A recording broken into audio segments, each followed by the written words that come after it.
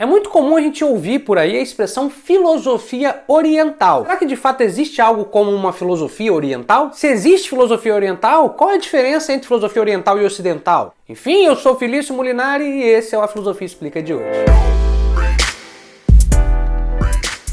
Bom, com a popularização do budismo e de outras religiões de caráter oriental aqui no Brasil nos últimos anos, nas últimas décadas, na verdade, é cada vez mais comum a gente ouvir a expressão filosofia oriental.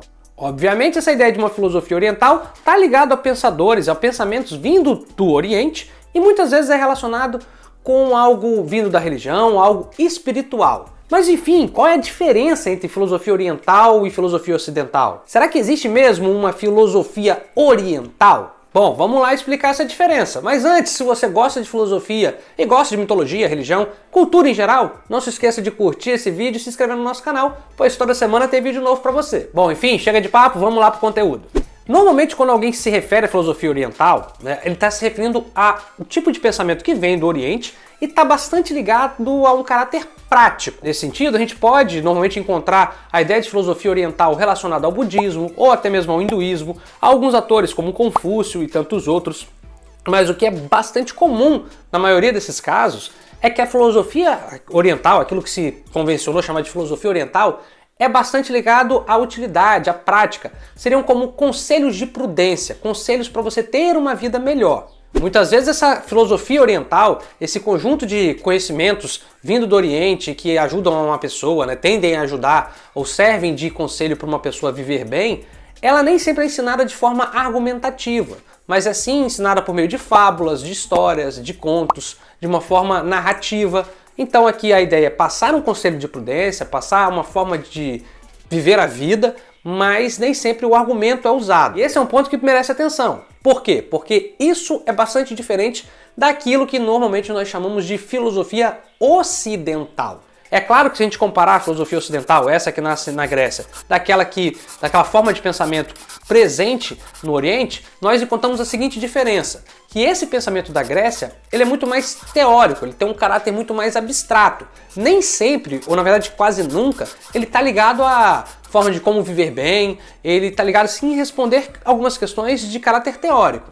Por exemplo, o que é ética, o que é justiça, o que é verdade, o que é conhecimento. A resposta a essas perguntas, ela quase nunca está relacionada a uma forma de viver bem. Ainda que para os gregos antigos isso podia fazer algum sentido, ou até mesmo para algumas filosofias espalhadas ao longo da história do pensamento, como para o estoicismo, com o epicurismo, mas a verdade é que, habitualmente, a resposta a essas perguntas não está ligado a uma forma de viver bem, a conselhos de prudência. Aqui seria meio que o conhecimento pelo conhecimento, o mero prazer de conhecer, que está presente inclusive na palavra filosofia, que significa amor pela sabedoria. Ou seja, seria o amor pela sabedoria ou o amor meramente por conhecer, uma busca pelo conhecimento independente se isso vai fazer a gente feliz ou não. E é bem interessante dizer que tem muita gente que acha que quanto mais conhecimento você tem, mais difícil fica ter uma vida feliz nos dias de hoje. Mas enfim, deixando isso de lado, o que eu quero dizer aqui é o seguinte.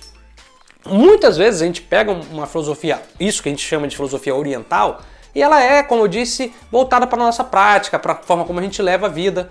E isso é diferente da filosofia que nasce na Grécia, que tenta responder as questões de forma teórica, de forma argumentativa, não usando fábulas nem metáforas, sempre argumentando, e com pouco apreço, na maioria das vezes, com o que isso vai fazer, com o que isso vai servir na prática. Mas enfim, traduzindo aqui, muita gente diz que uma forma melhor de se referir a esse conjunto de pensamentos do Oriente, que está ligado à prática, que está ligado a viver bem uma vida, seria melhor definido como uma sabedoria oriental, deixando o termo filosofia só para esse conhecimento que nasce na Grécia. Aqui é importante pontuar que não há nenhum preconceito quanto a isso. Não é que a filosofia grega, a filosofia ocidental, seja superior ao pensamento oriental. Não, não é nada disso. É meramente para diferenciar as coisas, porque de fato são diferentes. Ainda que existam aproximações ao longo da história da filosofia. Nietzsche, Schopenhauer, por exemplo, tantos outros, foram influenciados pela sabedoria oriental. E isso está presente na filosofia desses pensadores. Mas, de fato,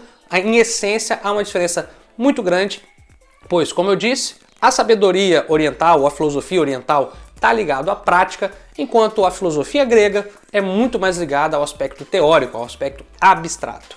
Enfim, independente disso, independente dessa diferença, a verdade é que conhecimento nunca é demais, seja de sabedoria oriental, seja de filosofia. E se você quer adquirir conhecimento aqui no YouTube, não se esqueça de curtir esse vídeo e se inscrever no nosso canal, pois toda semana tem vídeo novo para você. Espero que você tenha gostado. Tchau, tchau. Até a próxima.